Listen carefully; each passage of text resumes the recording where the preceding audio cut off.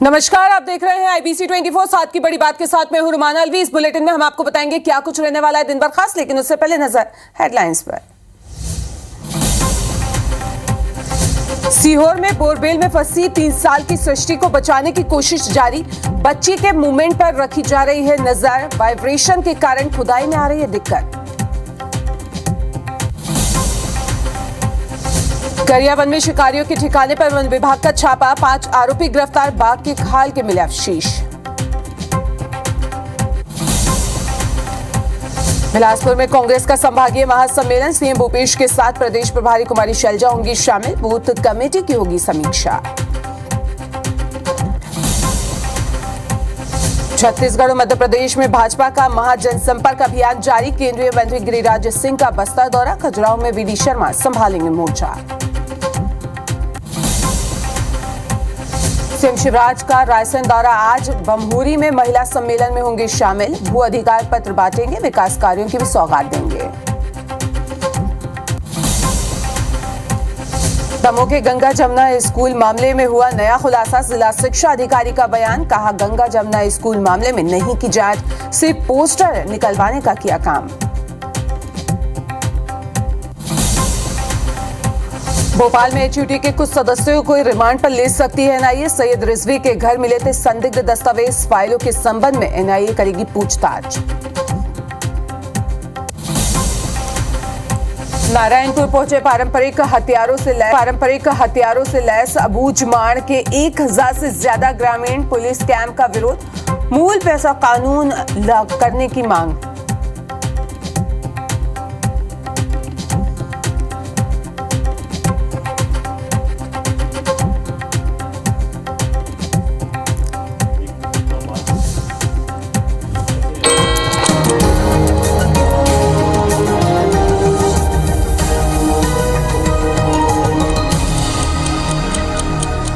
और बुलेटिन में सबसे पहले बात करेंगे संकट में सृष्टि की।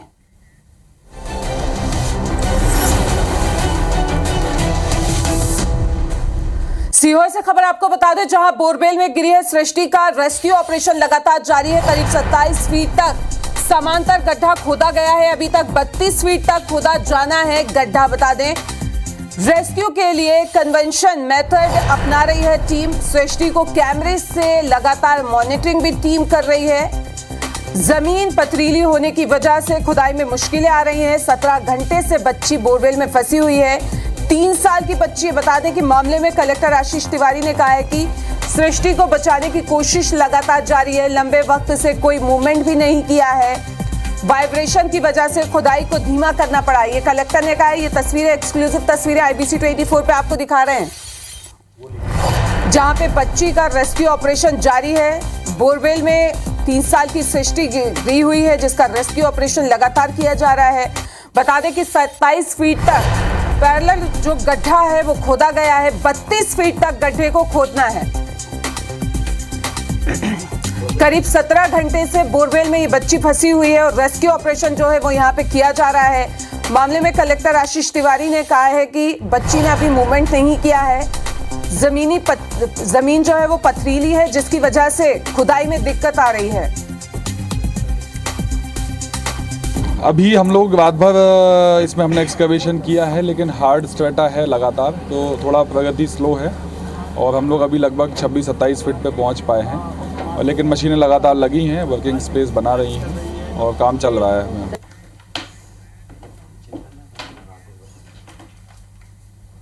और इसी खबर पर ज्यादा जानकारी के लिए हमारे संवाददाता ब्रजेश हमारे साथ जुड़ रहे हैं, उनका रुख कर लेते हैं। ब्रजेश, अभी क्या स्थिति है? रेस्क्यू ऑपरेशन कहां तक पहुंचा? अपडेट पूरा दीजिए।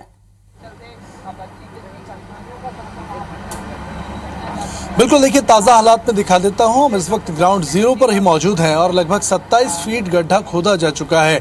लगभग 2-3 फीट की दूरी है अब सृष्टि से, और लगातार गड्ढे खोदने का काम जारी है। यहाँ पर रॉक कटर लगा हुआ है। इसके अलावा पॉकलैंड, जेसीबी, ट्रैक्टर और बाकी जो संसाधन हैं वो लगातार काम कर रहे हैं। आप देख सकते हैं गड्ढे खोदने में हालांकि काफ़ी कठिनाइयों का सामना इसलिए भी करना पड़ रहा है कि यहाँ पर जो कठोर पत्थर है, चट्टानी पत्थर है,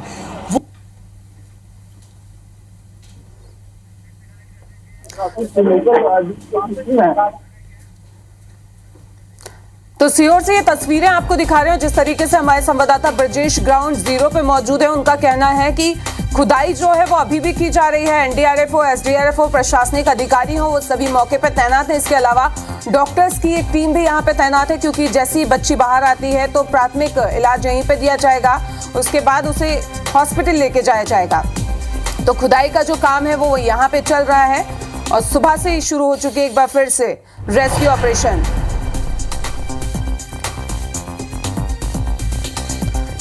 तो चलिए रुक कर लेते हैं ब्रजेश का, हमारे संवाददाता हमारे साथ जुड़े हुए हैं। ब्रजेश, अपडेट आप दे रहे थे, अपडेट दीजिए, और कौन कौन सी टीमें यहाँ पे सुबह से रेस्क्यू में लगी हुई हैं उनके बारे में भी जरा बताइए।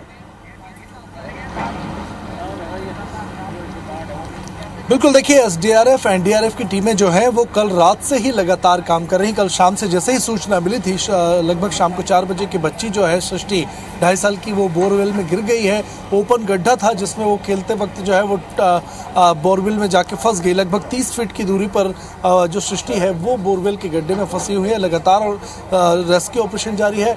एसडीआरएफ एनडीआरएफ कई प्लानिंग पर काम कर रही है। पहले खुदाई की गई गड्ढे की, हालांकि जैसे मैं बता रहा था कि लगातार कठोर पत्थर, कठोर चट्टान होने के कारण, हार्ड रॉक होने के कारण काफ़ी दिक्कतों का सामना करना पड़ रहा है खुदाई में, और यही वजह है कि स्लो काफ़ी खुदाई चल रही है। और जो रॉक कटर्स और पॉकलैंड्स हैं उनको रोका गया है, बीच बीच में रोक कर खुदाई चल रही है, क्योंकि वाइब्रेशन भी बहुत ज़्यादा हो रहा है। और ऐसे में जो बोरवेल का गड्ढा जो है उसमें मिट्टी धंसलने की संभावना बनी हुई है, जिसकी वजह से देख कर लगातार मॉनिटरिंग करके ही खुदाई की जा रही है। और इसके अलावा दूसरा एक और मेथड जो है वो इस्तेमाल किया जा रहा है, कन्वेंशनल मेथड, जिसमें पतली रॉड डालकर हुक के जरिए बच्ची को उसी हॉल से बाहर निकालने की कोशिशें जारी हैं जिस हॉल से वो नीचे गई है। यानी कि दोनों तरफ से, एक तरफ खुदाई पैरेलल में चल रही है, नीचे पाइप काट कर निकालने की कोशिश की जाएगी जब 32 फीट का गड्ढा पूरा हो जाएगा, और दूसरी कन्वेंशनल मेथड से जो पतली रॉड है वो डालकर सावधानीपूर्वक बच्ची को मॉनिटर करते हुए कैमरे की नज़र में हुक के जरिए उसको किसी तरह ऊपर सुरक्षित लाने की कवायद लगातार जारी है। माहौल में आपका यहाँ का दिखाता हूँ। देखिए, रात भर से ग्रामीण यहाँ पर मौजूद हैं, परिजन मौजूद हैं। परिजनों का हालांकि काफ़ी चिंतित है, रो कर बुरा हाल है।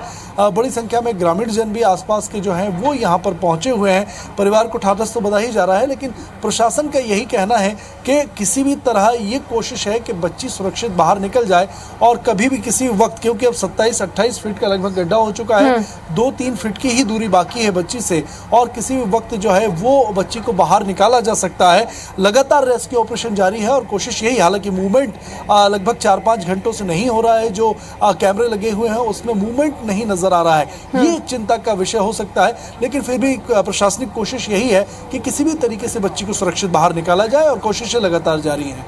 ब्रजेश साहब से यहाँ ये भी जानना चाहेंगे, क्योंकि लगातार रेस्क्यू ऑपरेशन किया जा रहा है, दिक्कतें भी आ रही है। बच्ची ने लास्ट मूवमेंट कब किया था, क्योंकि सुबह का टाइम है, बच्ची भूखी भी होगी, तो क्या कुछ चीजें उसके पास पहुंचाई गई हैं खाने पीने की?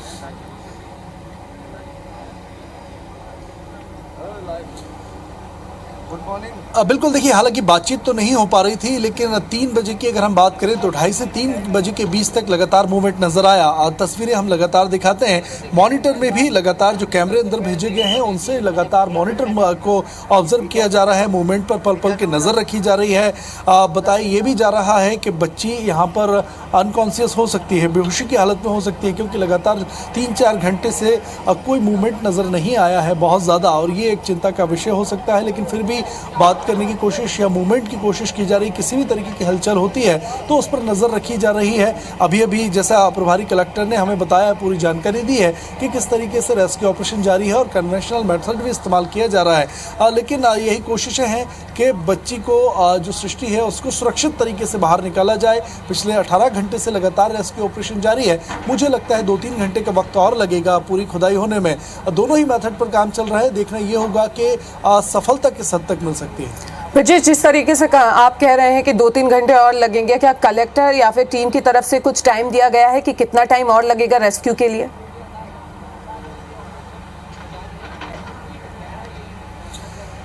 देखिए, टाइम इसलिए भी नहीं बताया जा सक रहा है क्योंकि रॉक जो है वो काफ़ी चट्टान कठोर हैं, और देखिए जो पत्थर है यहाँ पर वो काफ़ी हार्ड है और उसकी वजह से खुदाई में काफ़ी वक्त लग रहा है। शुरुआती खुदाई में जो खेत की मिट्टी थी उसे खोदने में ज़्यादा वक्त नहीं लगा, 3-4 घंटे में ही 7-8 फीट की खुदाई हो चुकी थी, लेकिन बाकी 17 फीट की खुदाई, 18 फीट की खुदाई करने में रात भर का वक्त लग गया।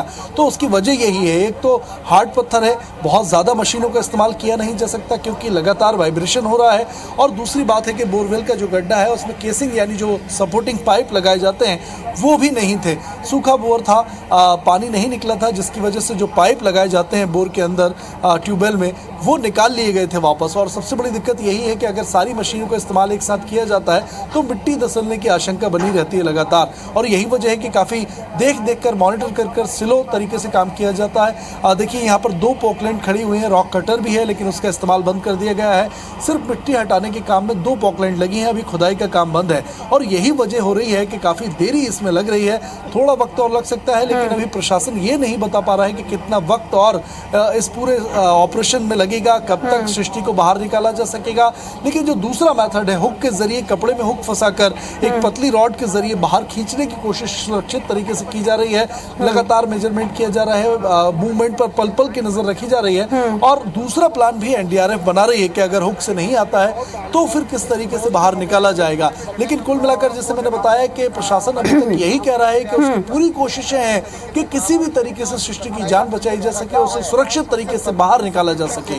ब्रिजेश, लगातार कोशिश यही की जा रही है कि बच्चे को सुरक्षित बाहर यहाँ पे निकाला जाए। कितनी मशीनें यहाँ पे लगी हैं, इसके अलावा क्या अगर जरूरत पड़ती है तो एनडीआरएफ, एसडीआरएफ के अलावा भी किसी टीम को बुलाया जाएगा क्या जो रेस्क्यू में आके मदद करे?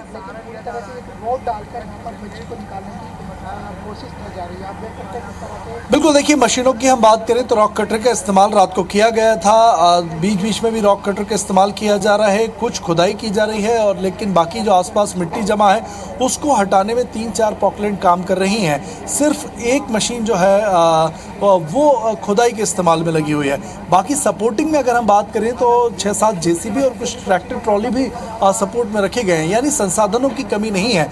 ऑक्सीजन भी है, मॉनिटर भी है, यहाँ पर लगातार दूसरे मेथडों का इस्तेमाल भी किया जा रहा है। सुविधाओं की कमी नहीं है, संसाधनों की कमी नहीं है, लेकिन दिक्कत इस बात की हो रही है, जैसे मैं लगातार कह रहा हूँ कि एक तो चिंता का विषय यही है कि सृष्टि का मूवमेंट बंद हो गया है। जो सबसे बड़ी चिंता की बात है कि क्या वो बेहोशी की हालत में है या मूवमेंट ना करने की वजह कहीं गहराई में फंसने की वजह से तो मूवमेंट बंद नहीं हुआ है, हाथ पैर हिलाने में सक्षम नहीं हो सृष्टि। इन तमाम बातों का ध्यान करके ही फूक कर कदम जो है वो प्रशासन रख रहा है।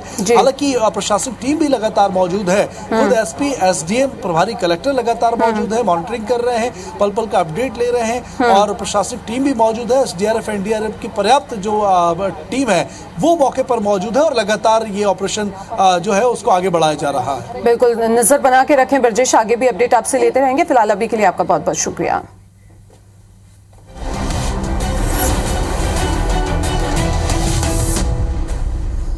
बड़ी खबर खरगोन से आपको बता दें, जहां कुएं में गिरा है 36 साल का युवक। एसडीआरएफ ने रेस्क्यू करके बाहर निकाला। करीब 100 फीट गहरे कुएं में ये युवक गिरा था। मानसिक रूप से परेशान युवक बताया जा रहा है। मेन गांव थाने के बीड़ गांव की ये पूरी घटना है।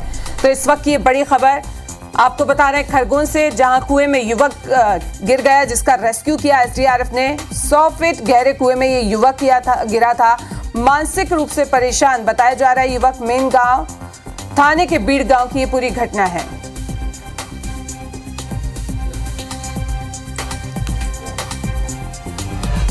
गरियाबंद से खबर, जहां पे शिकारियों पर वन विभाग का शिकंजा कसा है। 5 शिकारियों को हिरासत में लिया गया है। छत्तीसगढ़ और ओडिशा के हैं सभी शिकारी। टुकड़ों में मिली बाघ के खाल और अवशेष। यहाँ पे आरोपियों से कई वन्य जीवों के अंग भी बरामद किए गए हैं। एक बंदूक और शिकार के कई सामान भी इनके पास से जब्त किए हैं। उदंती अभयारण्य और ओडिशा वन विभाग ने ये पूरी कार्रवाई की।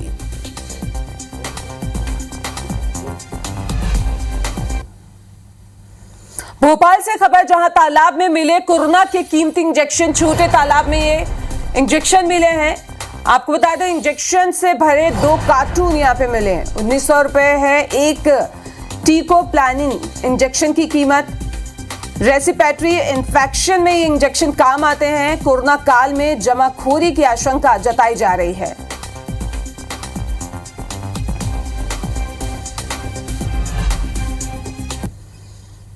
जबलपुर से खबर, जहां पे गैस से भरे मालगाड़ी के 2 टैंकर डिरेल हो गए हैं। मौके पर देर रात पहुंचे रेल अधिकारी कर्मचारी टैंकरों को पटरी पर लाने की कोशिश लगातार जारी है। शाहपुरा रेलवे स्टेशन का ये पूरा मामला है।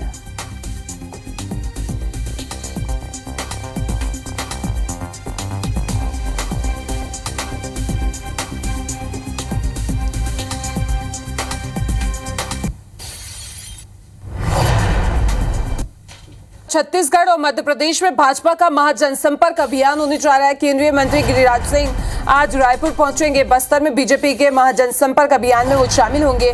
अरुण साव दंतेवाड़ा, जगदलपुर और कोंडागांव का दौरा करेंगे, तो नितिन नबीन जांजगीर में 2 दिनों तक करेंगे जनसंपर्क। इसके साथ ही खजुराहो में वीडी शर्मा, रीवा में बाबूलाल मरांडी करेंगे जनसंपर्क।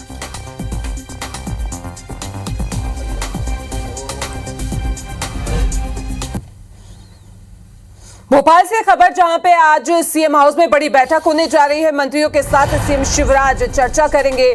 शाम को 7:30 बजे मंत्रियों के साथ वो बैठक करेंगे। चुनावी रणनीति को लेकर बैठक में चर्चा की जाएगी। लाडली बहना योजना की लॉन्चिंग पर भी इसमें चर्चा होगी। इसके साथ ही सरकार के आगामी कार्यक्रमों पर चर्चा की जाएगी।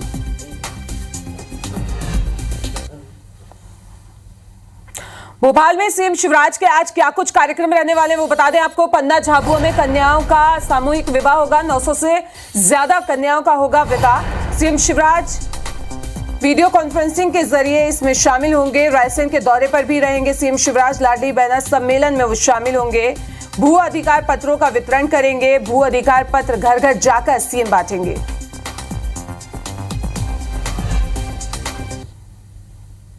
और बस्तर के बाद बिलासपुर में कांग्रेस का संभागीय सम्मेलन आज होगा। से भूपेश के साथ प्रदेश प्रभारी कुमारी शैलजा इसमें शामिल होंगी। कांग्रेस के कई बड़े नेता और संभागीय कार्यकर्ता भी इसमें मौजूद रहेंगे। सम्मेलन में कांग्रेस बूथ कमेटी की समीक्षा करेगी।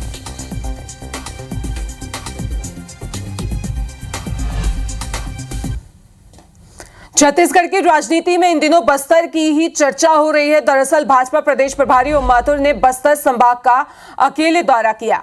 वहां पर भाजपा नेताओं से चर्चा भी की। तो वहीं लगभग सभी सीटों पर अपने विधायक होने के बाद भी कांग्रेस ने वहां पर फोकस करते हुए संभागीय सम्मेलन किया। इस बीच ओम माथुर के दौरे को लेकर लगातार बयानबाजी की जा रही है। प्रदेश कांग्रेस कमेटी के अध्यक्ष मोहन मरकाम का कहना है कि भाजपा के राष्ट्रीय नेताओं को स्थानीय नेताओं पर भरोसा नहीं है। चुनाव है तो उनके मंत्रिमंडल के कई सदस्य छत्तीसगढ़ में फोकस करेंगे, क्योंकि छत्तीसगढ़ में जिस ढंग से बुरी तरह हार हुई है उस हिसाब से मुझे लगता है कि भारतीय जनता पार्टी सबक लेकर नए तैयारी के साथ, रणनीति के साथ चुनाव मैदान में उतरना चाहती है। मगर मुझे नहीं लगता उससे कोई फर्क नहीं पड़ेगा। बस्तर के सारे इलाकों के अंदर में ओम माथुर जी गए और जाने के बाद में वहाँ बातचीत की है। उसका परिणाम भी हमारे नेताओं के दौरे का परिणाम आ रहा है कि अब वहाँ से आदिवासी क्षेत्र से हजारों लोग जो है, वो सैकड़ों लोग जो है वहाँ पे भारतीय जनता पार्टी में प्रवेश कर रहे हैं। और इस बुलेटिन में अभी के लिए फिलहाल इतना ही। आगे देखिए छत्तीसगढ़ी भाषा का हमारा खास बुलेटिन। नमस्कार।